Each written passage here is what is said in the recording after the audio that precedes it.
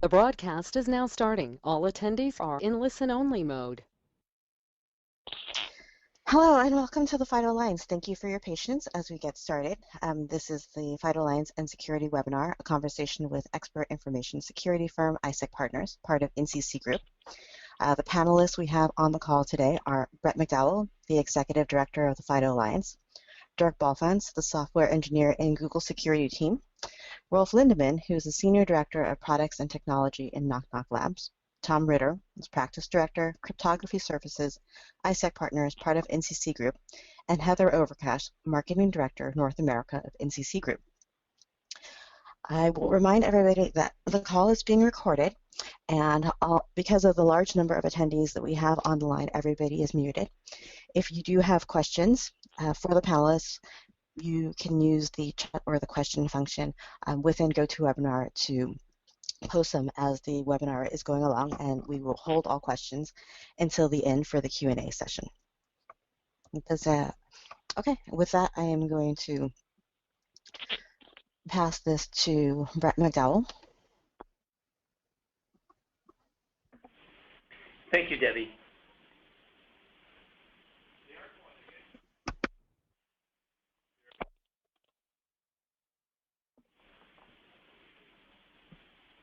Just waiting to see the PowerPoint presentation show up in my GoToWebinar. There it is.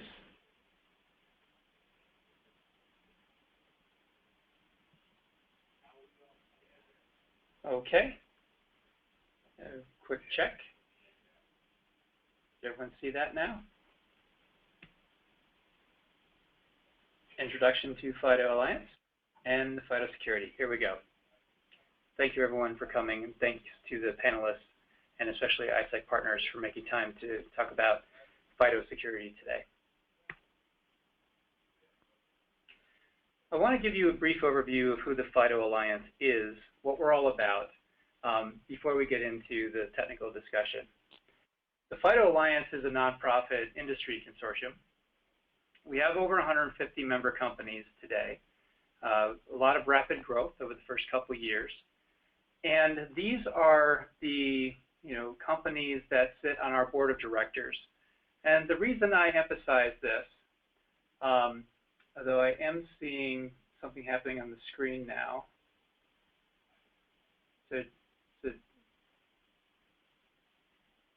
Debbie, do you want to make me presenter?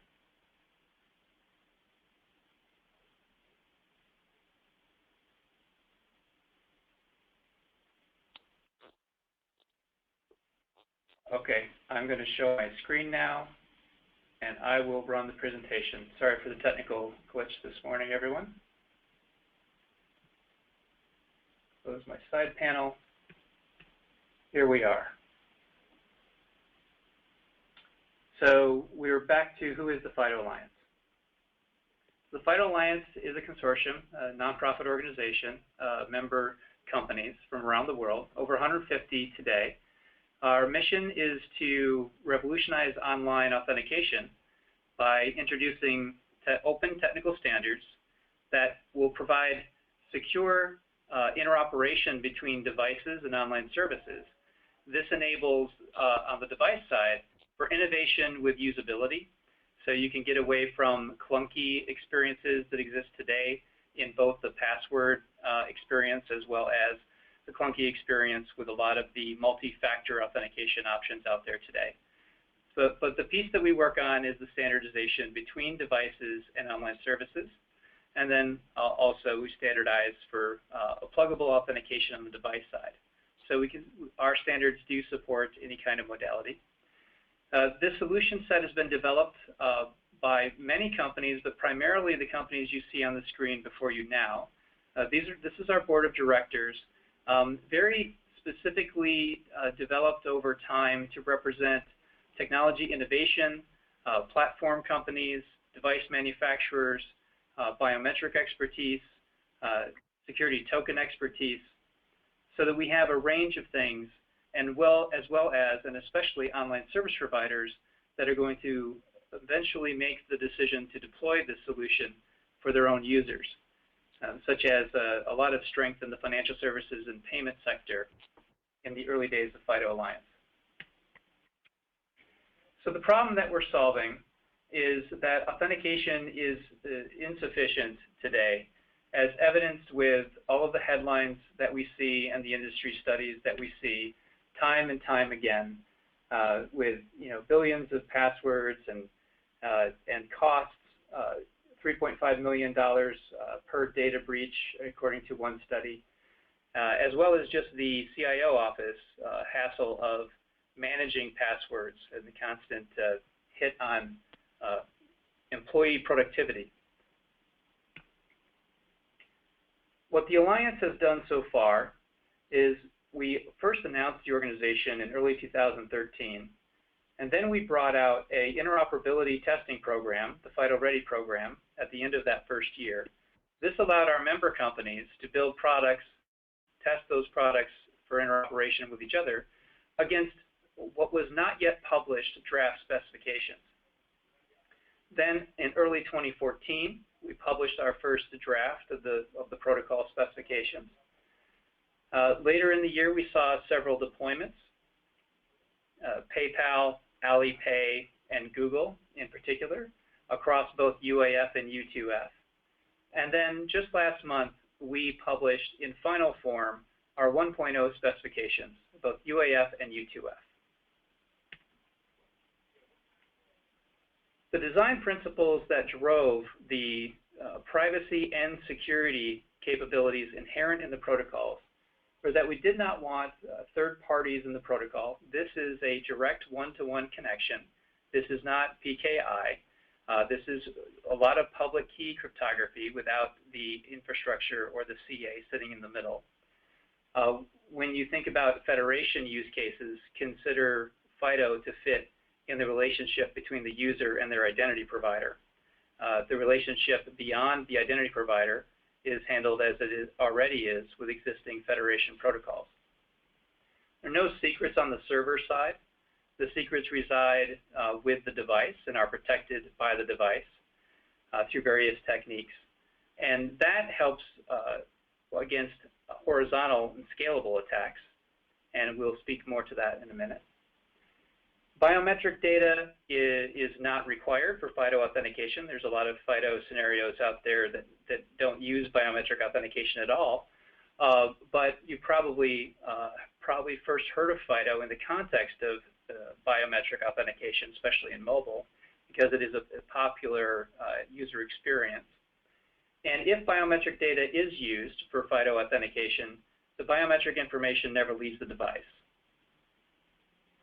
There's no linkability that's introduced by the FIDO protocol, either between services or even between accounts within a given service.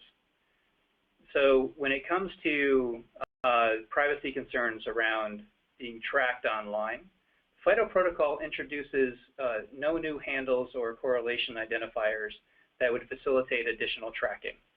So that was a key principle that we set out before we built the specifications.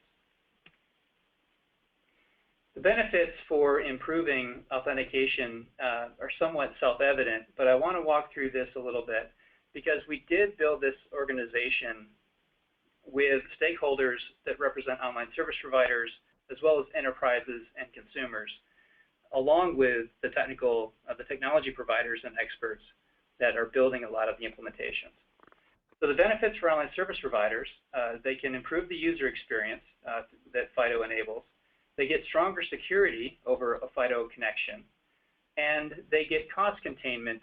And this really speaks to the benefit of having a single infrastructure investment rather than doing one-off integrations with the newest, coolest authentication technology out there.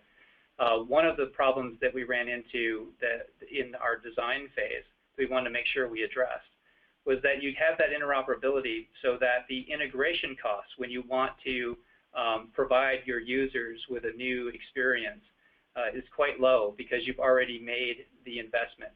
So now with a FIDO compliant infrastructure, you can interoperate with devices that come and connect to you over that standardized abstraction layer.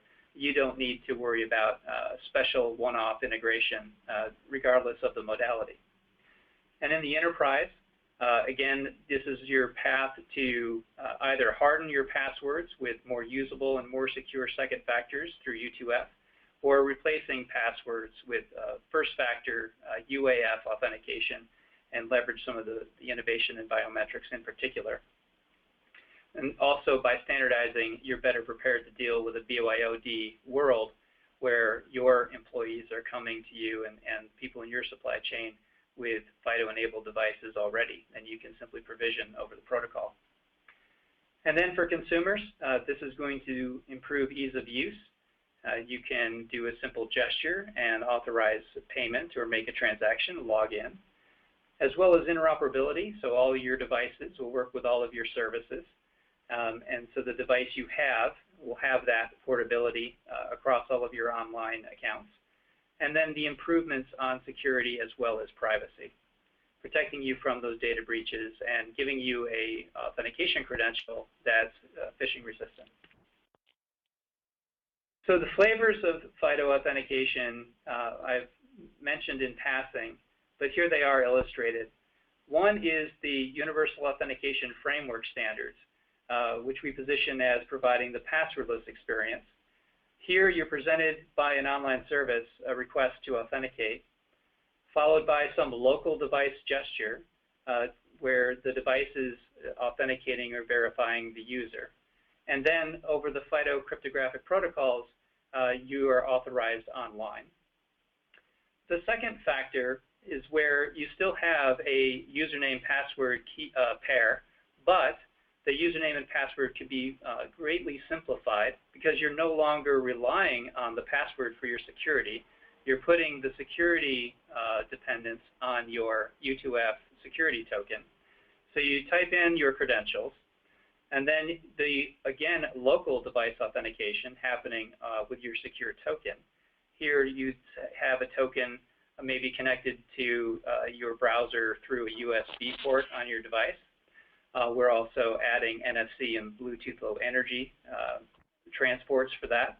So then you touch the device to release its cryptographic process, and then you're authenticated online. So in order to achieve this, what did we have to standardize? We had to standardize the challenge and response protocol for both UAF and U2F, so that the devices knew how to speak to the online services in a secure manner. And we also, illustrated here on the right, had to create an abstraction layer on the device, because we weren't trying to just standardize the use of one modality. We were also trying to standardize the use of any modality, whether it be iris, voice, face, or fingerprint, or indeed a PIN or a gesture. And that is, you can see evidence of that having been the successful strategy by visiting the FIDO website and seeing all of the different authenticators that have passed FIDO-ready testing. But that was a very high-level overview of what the FIDO Alliance is, where we've come so far, what our offerings are. But let's take a closer look. And for this, I would like to invite Dirk to talk us through how registration really works for both FIDO UAF and U2F. Dirk? Yeah, thanks, Brett. Hi, this is Dirk. So at the sort of center of the various FIDO protocols, the two protocols that Brett talked about are two simple operations. One is called registration, and one is called authentication. And the purpose of the registration operation is to simply introduce a new public key to the relying party. And the purpose of the authentication operation is to prove possession of the corresponding private key. And so those operations are used to authenticate users. And here on the slide, you see sort of an overview of how the registration step works. We assume that the user is already logged in at the relying party, so the relying party has some idea of who the user is that they're interacting with at this point. And in step two, the user's client device that they have generates a new key pair. We usually require that there's some user gesture involved, maybe a fingerprint swipe or something like that, that actually can perhaps link the key to that user gesture, so the key later cannot be used unless a similar gesture is performed. And then once that key pair is created, the public key is being sent to the relying party in step 4 here on the slide, and the relying party simply remembers this key. So if we go to the next slide, you can see this in a little more detail for the U2F version of this protocol. We're flipping around the order here a little bit. Now the relying party is on the right, and the client device that we call authenticator is on the left.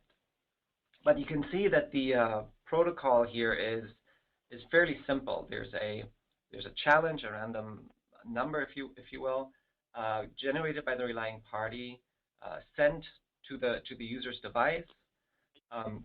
They run some sort of client software, for example, a web browser, and there's an API available on this, let's say, web browser that allows the relying party to stick this challenge into the client software. So imagine a JavaScript API where you can say, make me a new key pair, and here's a challenge. And so that challenge gets then transported by, say, your web browser to what we call authenticator, which is the device that actually is responsible for generating the key pair. And one of the things that we do in FIDO is we mix in at this point additional information, not just the challenge that the relying party selected, but also information that the client software, the web browser in this case, knows about, like which web origin requested the generation of this key pair, for example. And so that information is passed to the authenticator. The authenticator now generates a key pair that it associates with that particular relying party. Brett already mentioned one of the goals from a privacy point of view was unlinkability across different relying parties. And one of the ways we achieve that is by making sure that authenticators generate key pairs for different relying parties and don't reuse them across relying parties. So the authenticator is going to remember which relying party this key pair was generated for, and then essentially outputs the public key and a little bit more information. In this case, there's a key handle, which is basically a name for this key pair that was generated, and an attestation, which is another thing that you'll notice if you read the FIDO specs that shows up here and there, which is a way for relying parties to know what kind of authenticator they're talking to. Is this an authenticator that is hardware-backed keys? Is this an authenticator that is linked to a biometric fingerprint reader or something like that? So the attestation that is part of the output here of the authenticator can show to the relying party this key pair was really generated in this kind of device. And so the public key, the key handle, which is sort of the name for the public key, and the attestation cert and the signature over all this gets now output again by the browser, if you will, for example, as the result of this JavaScript call that I talked about a moment ago, and then sent to the relying party. And you can see in the diagram it says on the lower right corner there it says cookie, which it's a shorthand for saying that we assume that the user is already authenticated here. One of the things in FIDO is, and Brett mentioned this already, there's no CAs here. The keys that are generated don't come with any identity. There's no certificate that says who the user is and so forth. It's simply a naked public key, if you will. And the relying party has to link that public key with user identity in some way that is out of scope for FIDO. So in this example here on the slide, I assume that the user is already logged in somehow, shown by the cookie. And then the relying party simply stores the public key and associates that with the user account. If we go to the next slide. So this is the flow in UAF, which is the other protocol that we have in FIDO. This one, UAF, is allows for more use cases. U2F is sort of designed to support a two-factor login. It's a little more limited in what it can do, but also a little simpler. So you can see here that the general flow in UAF is very similar. There's a couple more parameters here and there, but the general flow and the goal of the operation to introduce a public key to the relying party is exactly the same. If we go to the next slide. So I'm going to hand it over now to Rolf Lindemann from Knock Knock Labs, who's going to talk through the login flows. Thanks, Dirk. So my name is Rolf. We will look into the FIDO login user experience here. We are showing a web-based use case here. First thing, user has a web browser, goes to website. The websites want to authenticate that user. So essentially, that website will detect that there's FIDO support in that web browser on the device of that user. So it will generate a challenge, essentially, which is sent to the user's device, which is then step 2. The user somehow presents a gesture, maybe just swipes a finger on a fingerprint sensor or pushes a button or something which cannot be emulated by malware. Then the authenticator selects the correct key related to that relying party, so we can protect against all these phishing approaches because the software selects the correct key, and then with that key it computes a response to that challenge which the client received from the relying party, and this signed response is then sent back and the login is complete in step 4. So next slide, please. So in more detail, and can we skip that slide? I think I want to start with UAF. Yes, thanks. This is a cryptographic view of that operation. So we have the relying party again on the right-hand side, which generates a policy, a challenge, and provides an app ID which identifies the application of that relying party. The policy allows the relying party to support different or require different security levels of authenticators for different operations. So the policy might be I accept any authenticator, or it might be I only accept authenticators with hardware-backed keys or with fingerprint user verification method, and so on. So that's left to the relying party to decide how to define that policy. The FIDO client in the middle will select the authenticator, the appropriate one according to that policy, verifies the app ID, gets some additional TLS binding or channel binding information, TLS data, which the authenticator will sign in addition to all other information, so the relying party has a way to verify that the TLS endpoint was really the one which relates to the channel or the impression of the relying party of that channel.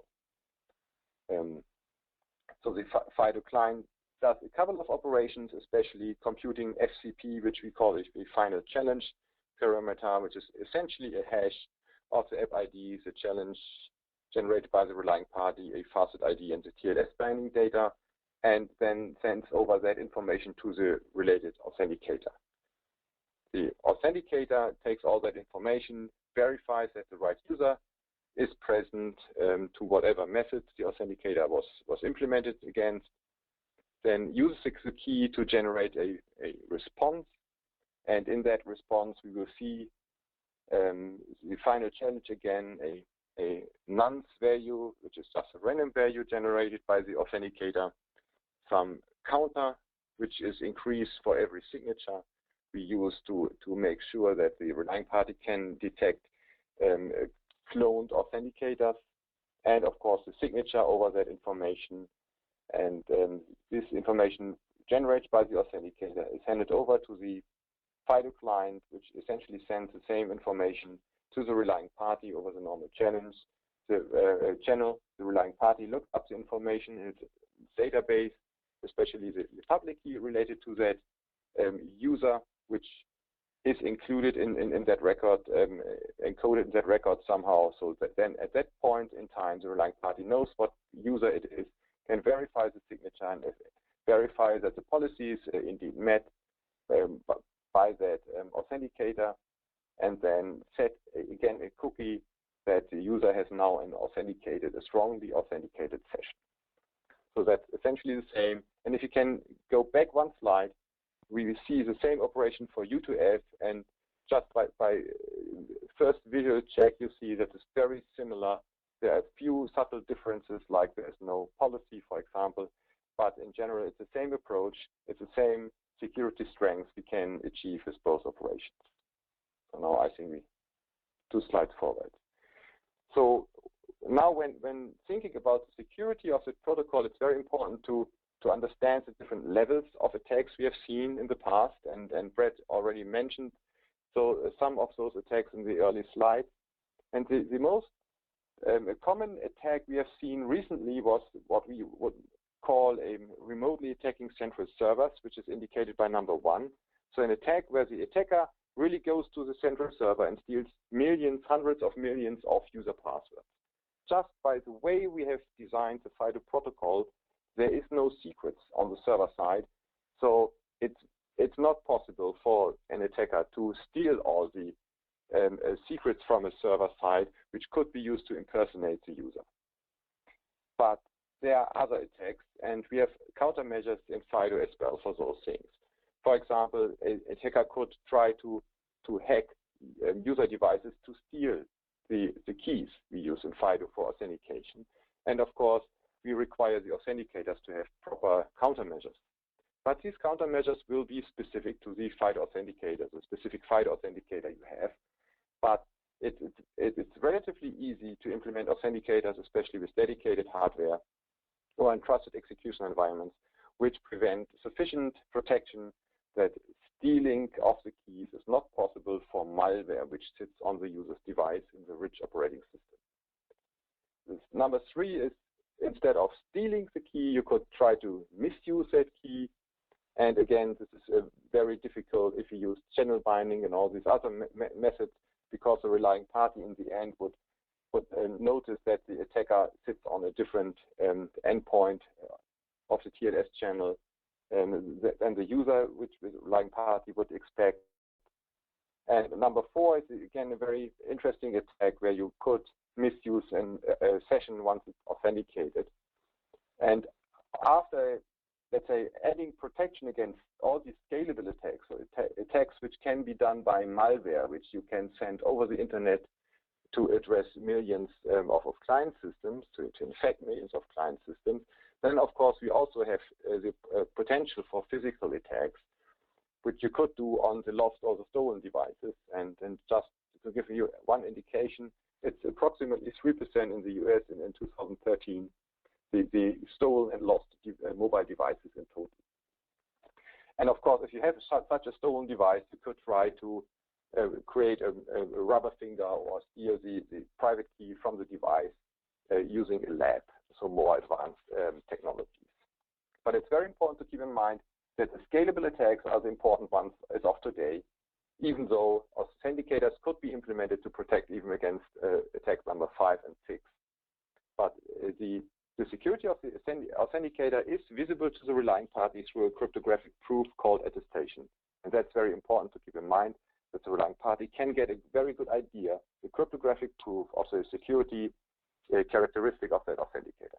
And now I want to hand over, I think, to Tom Ritter now to continue with the security analysis. Thanks, Rolf. So as Rolf mentioned, my name is Tom Ritter, and I head up the Cryptography Services Group, which is a practice offering of iSEC partners. And on the next slide, I'll give you a little bit of background on who we are. So iSEC Partners has been a security consultancy in the United States since about 2004. We've focused on application and network security with a smattering of other services, and we've tested applications and services that go up and down the stack from web apps and mobile apps to operating system kernels and hypervisors. We've also led the industry in research, presenting dozens of times at Black Hat and other top-tier security conferences. And in 2010, iSEC was acquired by NCC Group, which brought in a large portfolio of other security offerings, including PCI and other compliance testing, software escrow, and more automated managed services, all designed to kind of be a one-stop shop for both application security, like iSEC specializes in, to the other needs of a business in the realm of security and assurance. And on the next slide, in 2012, if you can advance one slide. One back. Sorry. Perfect. In 2012, NCC Group also bought Matasano Security and Intrepidus Group. And since then, we've kind of seen an uptick in the number of requests that we'd been getting for specialized cryptography reviews. And iSEC had always done a few of these a year. Matasano had a wealth of experience and reputation in that area, so it kind of made sense to break it out into its own practice, which we did last year. And Cryptography Services exclusively does crypto assessments, and the team is able to build on our application security background and kind of weave in our passion for crypto. So crypto is what we do all day, every day. If we're not on an engagement for a customer, we're tracking the latest developments in standards bodies, in industry, or in academia, and we're conducting small and large research projects, kind of poking at interesting things that we find.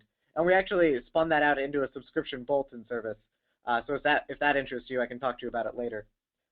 And we think that the FIDO specifications are a pretty good example of some of the work that we do, reviewing custom cryptographic protocols and specifications.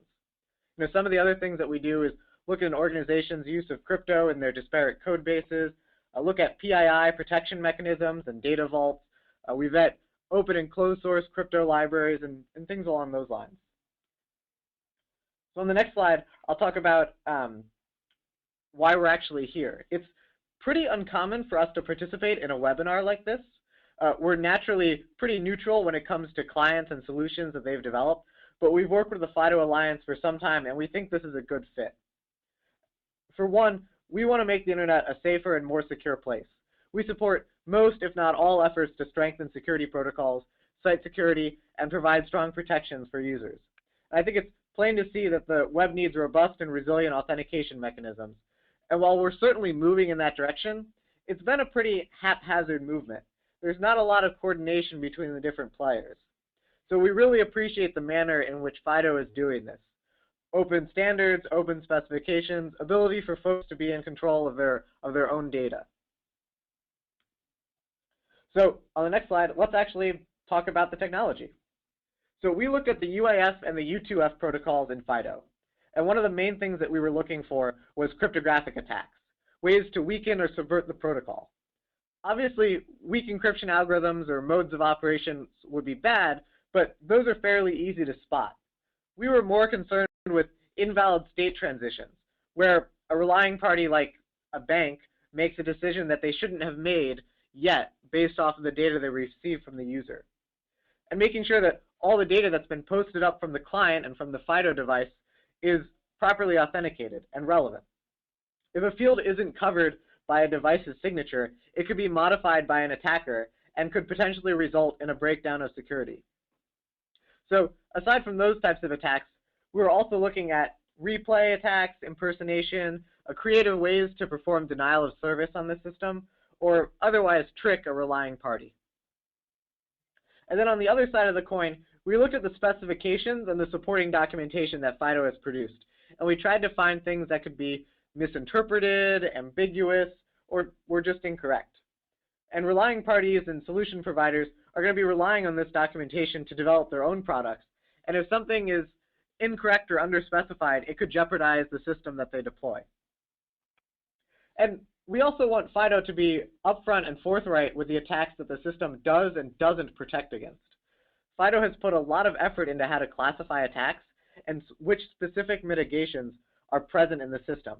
If any individual security mechanism fails, you can actually use the documentation to get a pretty accurate picture of what attacks then become possible. So what we found on the next slide is that FIDO has done a pretty good job. We didn't find any real protocol weaknesses.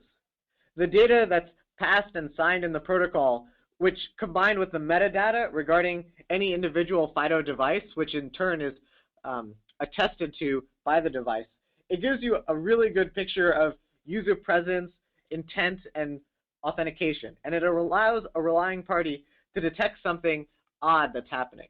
So this would be like a device that seems to not support the version of the protocol that it really should. FIDO can protect against downgrade attacks like that. We had a few concerns with the documentation that are probably a little bit nitpicky, like how to treat content inspecting proxies or other corner cases. And we were able to think of a few attack scenarios that weren't explicitly enumerated. But these were kind of more esoteric attacks in strange situations than anything else. So overall, we were impressed with the thoroughness of FIDO's documentation, and we think that the UAF and the U2F protocols will be a useful layer of additional authentication for the web. So I'm excited to see them rolled out and supported in more places. So I think at this point I can hand it back over to Debbie to coordinate the Q&A session.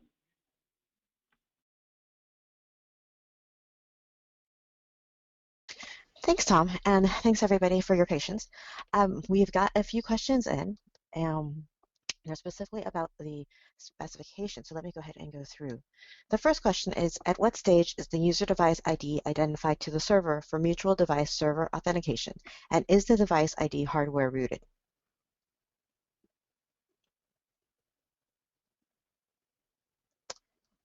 Well, maybe we start with what is a device ID. So we have an authenticator model number, we have an attestation key, and they are not specific to a particular authenticator, but to a model of authenticator. So it does not allow, let's say, a violation of privacy. And the identification of the authenticator model is possible for the relying party at registration time. So once the relying party sees the attestation object included in the registration response, it can analyze it, verify the attestation, and after this verification, the relying party has a cryptographic proof about the model, the identity of that authenticator, not an individual authenticator. So it could not tell apart whether this is the same authenticator, both belonging, let's say, to Bob, or if the relying party has seen two different authenticators belonging to two different persons. So it's not violating privacy, but identifying the model of the authenticator. That's possible after registration. Thank you, Rolf. The next question we have is, why is this better than SMS codes?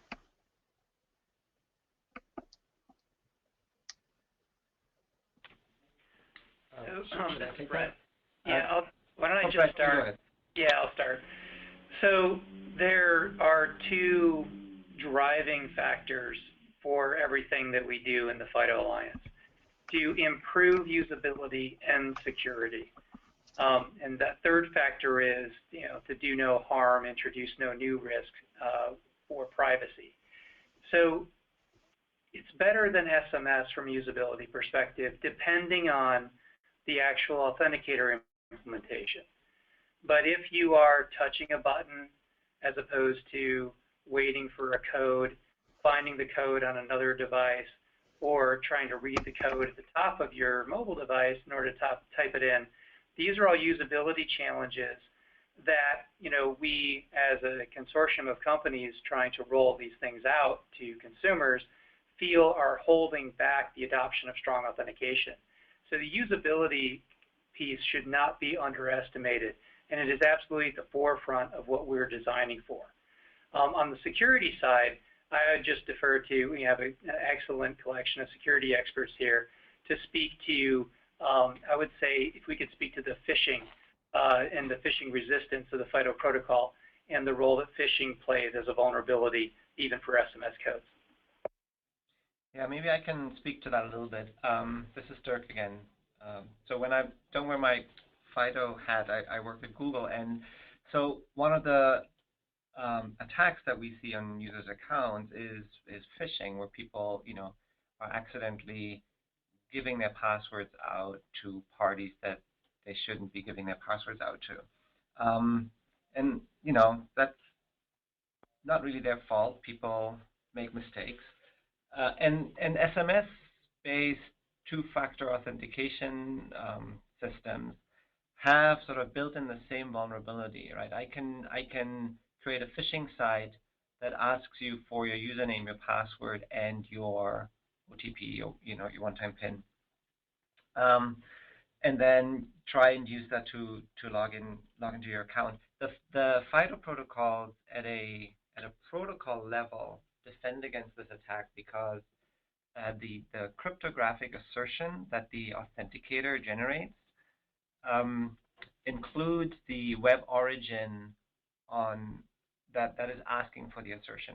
So if I run a phishing website on fisher.com, for example, that I make to look like the login page of your bank or of Google or of Facebook or some popular website, and I collect your password from there, and I try to get a cryptographic assertion out of your authenticator, one of the defenses that the protocol that we have built into the protocol is that the assertion that comes out of your authenticator will say this assertion was generated on the web origin fisher.com.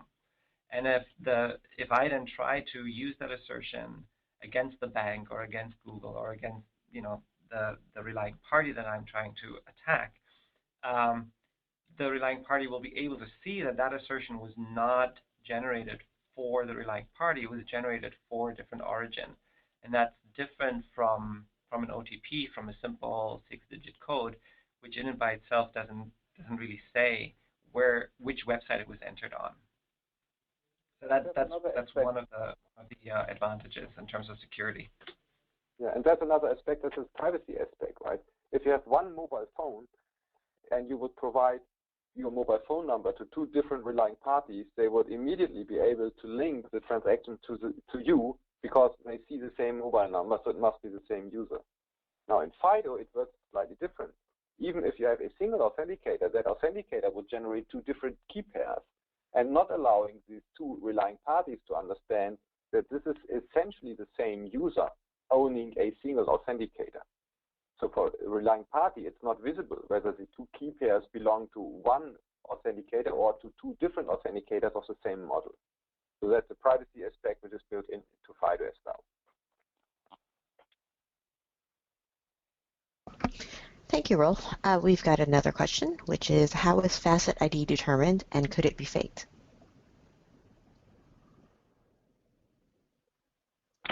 I guess I'll take that too. This is Dirk again. So one of the aspects that Rolf touched a little bit on, I kind of jumped over it in my bit of the talk, was this concept of application IDs and facet IDs. And the idea there is that when a relying party asks for an assertion from an authenticator, the relying party can self-identify. So it can say, I am Google, or I am Facebook, or I am Bank of America. And then the idea is that the authenticator now uses a key pair that was made for Google, Facebook, or Bank of America, and no other key pair. And the idea behind the application ID and facet ID is that we allow for a little bit of flexibility here. So for example, Bank of America might have an Android app, an iOS app, and a website. And it should be able on the client end, on the device that the user has, to use the same key pair, both from the iOS app and on the web page. So the way that Bank of America says, I am Bank of America, is it provides this application ID, which is a URL, and that gets sort of translated by the underlying system, the browser, for example, or the mobile operating system, into a facet ID. And the facet ID is the more concrete identity of the relying party. It's the particular web origin, like login.bankofamerica.com, for example, from which the assertion was requested, or an identifier for that particular iOS application or Android application. And so there's a check that needs to be performed. It says, well, is this particular iOS application, in fact, an application that Bank of America says this is their iOS application, or is it some other application that just pretends to be Bank of America? So there's a check that is going on where the platform, the browser, the mobile OS, for example, they check that the facet ID that the platform determines, so the platform is the one that says, unforgeably says, oh, it was this origin that made the request. Oh, it was this iOS app that made the request. It was this Android app that made the request.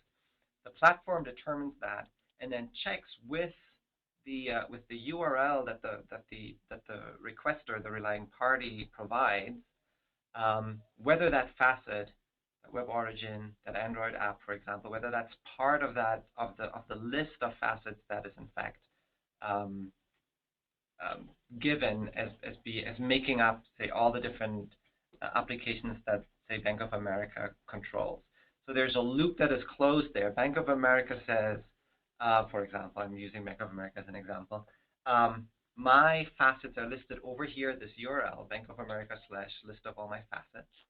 And then the platform, the operating system or the browser, goes there, and it has itself determined that login.bankofamerica.com made the call, made the API call to get the signature, and checks whether that URL that was provided, whether login.bankofamerica.com is listed there, or whether that particular iOS app that made the call is listed there.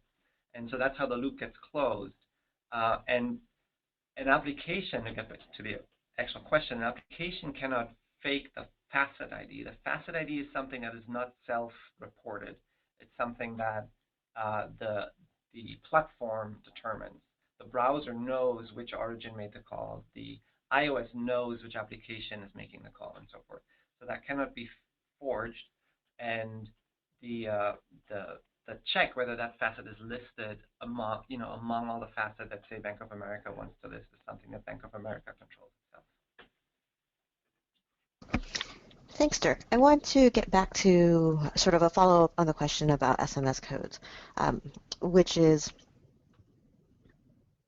some malware bypasses SMS codes by reading the text messages on a phone. Does FIDO protect against that type of malware app? I think this might be a question for Tom. Sure, I can take this. So, yeah, there's some really interesting malware. I think it's more often seen in Europe than it is in the United States, but it's malware that is an application on your phone that requests a lot of permissions, like being able to read your text messages. And that malware is then used in conjunction with phishing to bypass, two-factor authentication to banks. They phish your an attacker fishes your password and then uses the malware app to steal the two-factor code as it's texted to you. And that's a pretty powerful attack. And how the app gets onto your phone tends to be a little bit out of scope. It's usually another type of phishing attack. So, how does FIDO fit into this type of attack where the attacker can actually get a malware app onto a mobile phone? So FIDO doesn't use SMS codes. So I'm going to apply the same level of privilege to that malware app, which is basically that it can do anything on the phone, right? So it can use the camera, it can list running processes, it can read your text messages, it could make telephone calls, so they could run up a huge bill. But the malware app, we're going to assume, does not have root privileges, because most banking-grade malware does not attempt to kind of exploit known vulnerabilities or zero-day vulnerabilities to get root privileges. So that's a pretty reasonable assumption to make around a malware app. So like Dirk was mentioning, if there is a malware app on the phone and it tries to interact with the FIDO authenticator on the device, it can't fake its own facet ID. So when it tries to get a signed assertion for, I'll use Bank of America as well, but it tries to get a signed assertion for a relying party, the facet ID isn't going to match. And in that case, the assertion that it gets back will be an assertion that can be used to authenticate to the malware, but it can't be used to authenticate to the actual relying party. So, kind of once again, FIDO comes in as being, I don't want to say unphishable, but significantly more difficult. You need to burrow much more deeper into the layers of the operating system and be able to bypass protection mechanisms that are seated much deeper than generally possible with kind of the traditional forms of phishing that we've seen so far.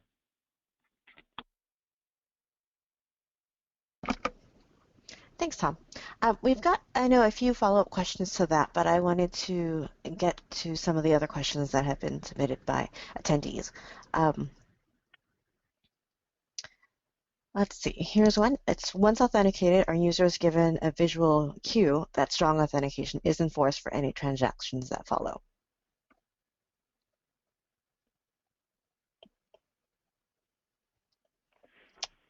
Rolf, could you speak to the relying party's independence and control over the user experience I think that might be a good place to start in answering that question.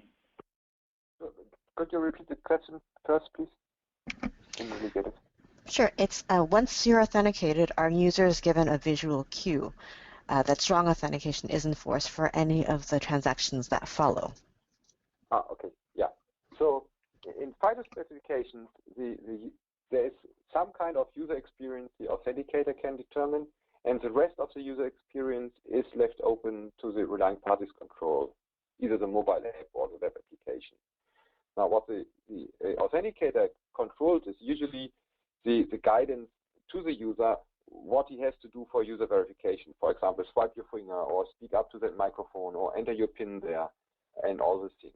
After this has been done, all the control goes back to the relying party application, either the web application or the mobile app, which has then to indicate the authentication status to that user.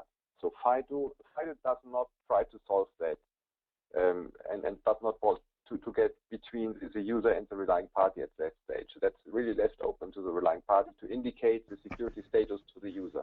But it's very important that the authenticator, so there's a difference to the existing, let's say, a padlock symbol with SSL, where some people might want to indicate those things and convince the user that there is a connection, but in the end there is not. So the relying party can see the authentication status of that user, and the FIDO client system, so the computer system belonging to FIDO, will select the right key and will only select the right key if the SSL session is there and all the other preconditions are met. So we do not rely on a user to correctly identify some kind of visual signal like a padlock to do the right thing and not do that thing if that padlock is not there. So FIDO in this sense is much more robust and does not demand as much things from the user. Thank you, Rolf. I think we have time. We've got about 6 minutes left. We have time for maybe 2 more quick questions. Here's one that's a sort of a combination question. Someone is asking about the FIDO protocols, whether it's only for internet or mobile usage, or whether it, there is thought about whether it can be used for sort of more in-person activities such as ATMs, and where else does the FIDO client live aside from the browser? So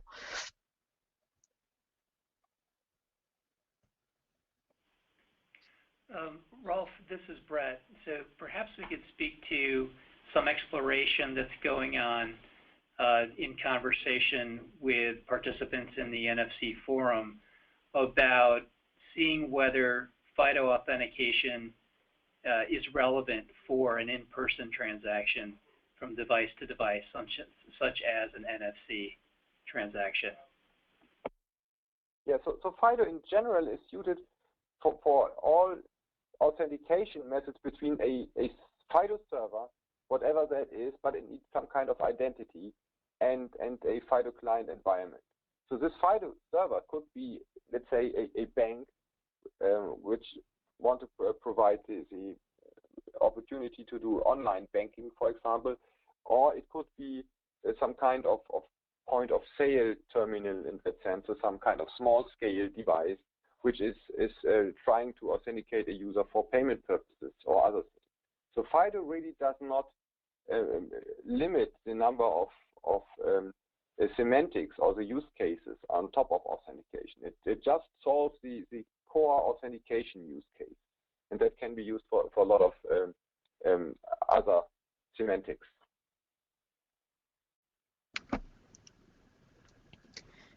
thank you, Rolf. Let's see. There's a question about what happens if I deploy this in an incorrect manner. How could I do this incorrectly? Maybe Tom? Sure. I guess I would say that the number one thing that I guess the number one mistake that a relying party could make when they deploy this is, besides kind of like the straightforward implementation mistakes where you're maybe like forgetting to check a signature or something like that, would be around the lines of, I would say, TLS channel binding.